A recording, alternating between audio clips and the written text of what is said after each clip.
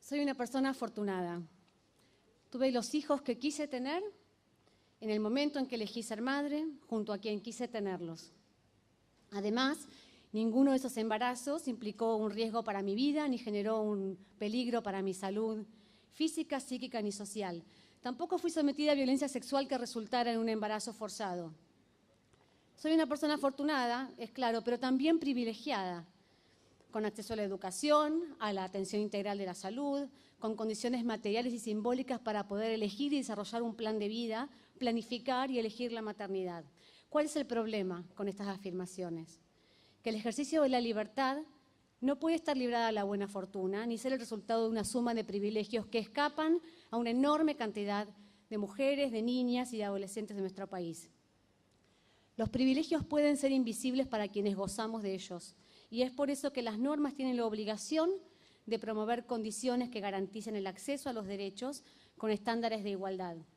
Por eso las personas que hoy integran este Congreso, que son muy distintas de quienes trataron el aborto por primera vez hace 100 años, tienen la obligación de legislar más allá de sus creencias personales y de sus elecciones personales.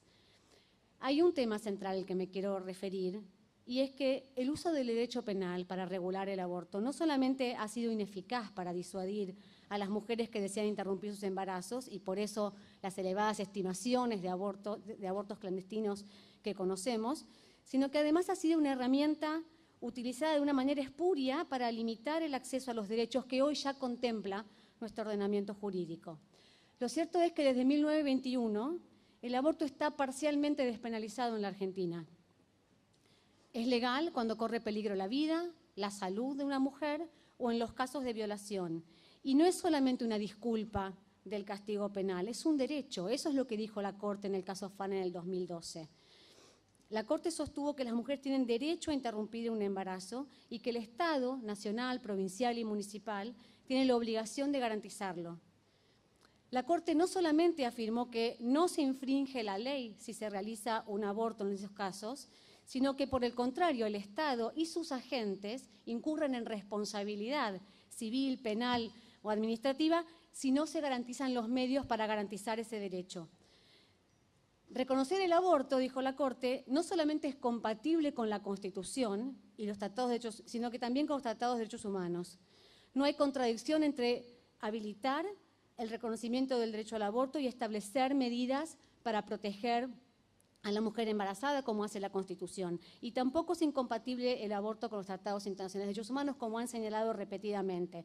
Tan es así que, como mencionaban recién, los órganos que interpretan esos tratados nos han dicho a la comunidad internacional, en el caso de Octavia Murillo, en el caso de la Corte Interamericana, y muy concretamente a la Argentina, que tenemos la obligación de avanzar en la despenalización para no incumplir esos tratados. Entonces, ¿qué es lo que está en debate en el Congreso? De lo que se trata es de pasar de un sistema de causales, como el que está vigente, a uno que incluya plazos. Una regulación entonces que reconozca la falibilidad y la imposibilidad de implementar el sistema actual, que está plagado de barreras, que no es universal, ni accesible, ni igualitario en el ejercicio del derecho a la interrupción legal del embarazo. Hay un derecho, pero las mujeres no lo podemos ejercer. Las noticias de diferentes lugares del país, y hoy hay muchas compañeras de otras provincias que lo van a poder contar más claramente, muestran una infinidad de barreras institucionales, burocráticas e ideológicas para garantizar el acceso a los derechos reproductivos y el acceso al aborto legal.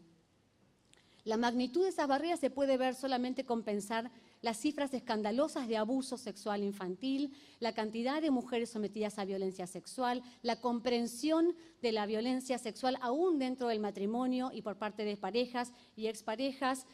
Todas esas mujeres que han sido víctimas de violencia sexual, frente a tan pocos abortos legales registrados en el sistema de salud.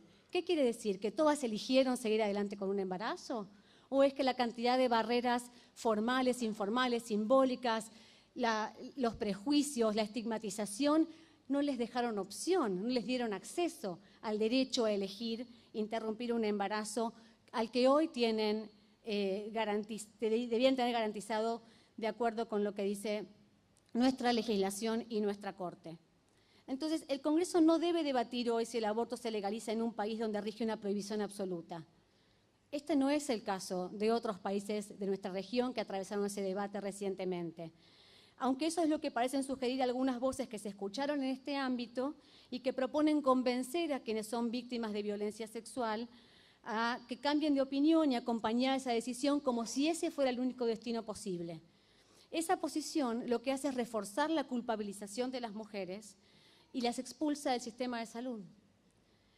El debate que hay hoy en el Congreso solamente puede ser superador. El principio de progresividad y no regresividad de los derechos humanos nos impide volver antes de 1921.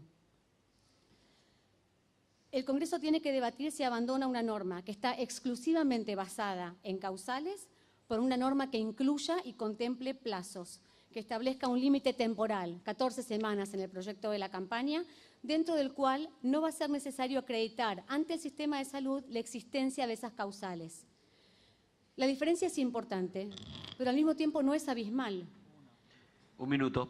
Nuestro ordenamiento jurídico, que ya admite la interrupción del embarazo, hace que sea innecesario y irrelevante para este debate preguntarse cuándo comienza la vida.